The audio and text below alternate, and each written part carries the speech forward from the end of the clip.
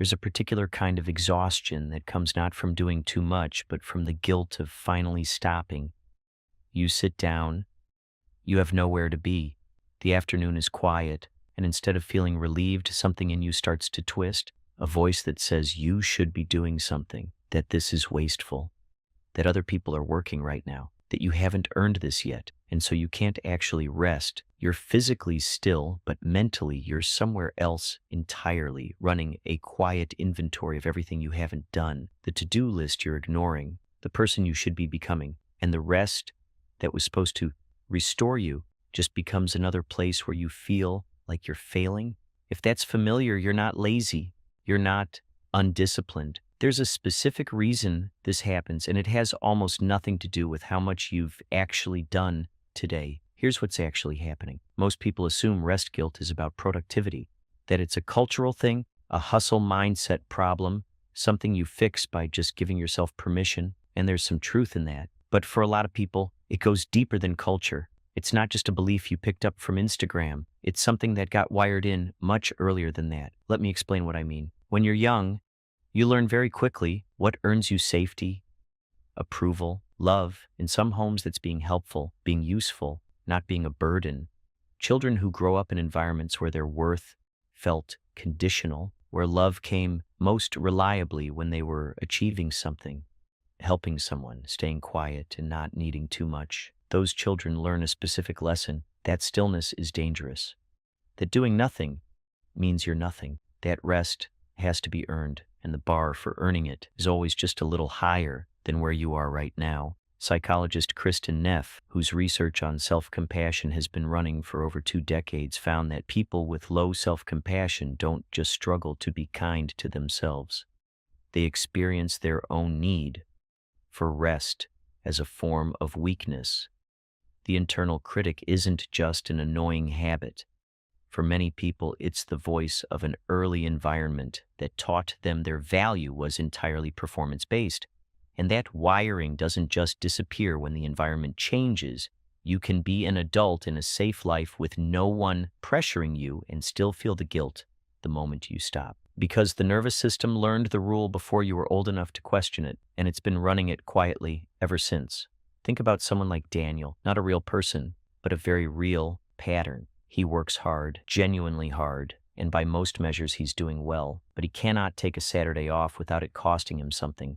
He'll sit down to watch something and find himself pausing it 20 minutes in to go do something useful. He tells himself it's because he's motivated, ambitious, but if you asked him to describe what rest actually feels like, he'd tell you it feels like falling behind, like something bad is about to happen, like he's getting away with something he shouldn't be. That feeling isn't ambition. That's a nervous system that learned a long time ago that stillness was followed by something uncomfortable. So now it treats rest as a threat. There's also a cost to this that's easy to miss because it looks like virtue from the outside.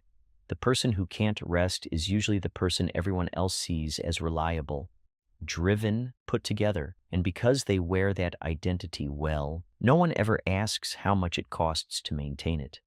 No one sees the Sunday afternoon that felt like low-grade dread, the vacation that was just anxiety in a different location, the inability to be truly present in a quiet moment, because the quiet never actually feels quiet. And here's the part that took me a while to understand about it. Rest guilt doesn't just stop you from resting, it stops you from recovering. And when you can't recover, you can't actually perform at the level your guilt is trying to protect. The thing the guilt is trying to preserve, your productivity, your usefulness, your worth, is exactly what it ends up slowly eroding. You run on fumes and call it discipline. You mistake depletion for dedication. And the gap between how capable you feel and how capable you need to be just keeps widening. Socially, this creates something specific because people who can't rest without guilt often can't receive care without guilt either. Being looked after feels uncomfortable. Taking a day off when someone else is still working feels selfish. Asking for what you need feels like too much. And so you keep giving, keep pushing, keep performing, not because you want to, but because stopping feels like a moral failure. And nobody around you knows that's what's happening. They just see someone who seems fine, capable, on top of things. They don't see the version of you that can't sit in a park for 20 minutes without your jaw tightening. Here's the thing that matters most to say about this.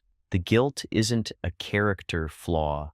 It isn't weakness. It's a very old protection mechanism that made complete sense in the context that built it.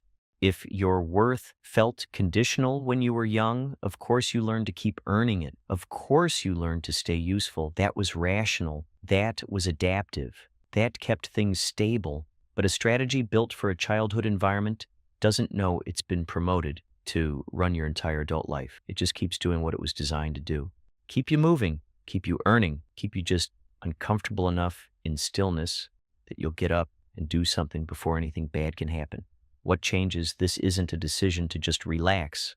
That advice lands like telling someone with a fear of heights to just look down. The nervous system doesn't update through instruction. It updates through repeated experience.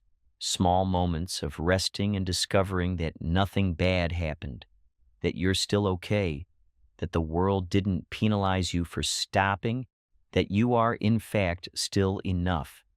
It usually starts very small, not a week off, not a complete lifestyle overhaul, just 5 minutes of sitting without immediately reaching for your phone, a meal eaten without also doing something else, a walk that doesn't have to be productive, and slowly, across enough of those small experiences, the nervous system starts to revise the old rule, not because you convinced it, because you showed it something different. The version of you that learned to feel guilty for resting wasn't broken. It was doing the only thing it knew how to do with what it had. But you're allowed to give it new information now. You're allowed to teach it that your worth was never actually about what you produced. That rest isn't a reward for being useful enough. That stillness is not the same as falling behind. You're just allowed to stop sometimes. Not because you've earned it, because you're a person, and that's always been enough. If this is something you're sitting with and you want something practical to work through,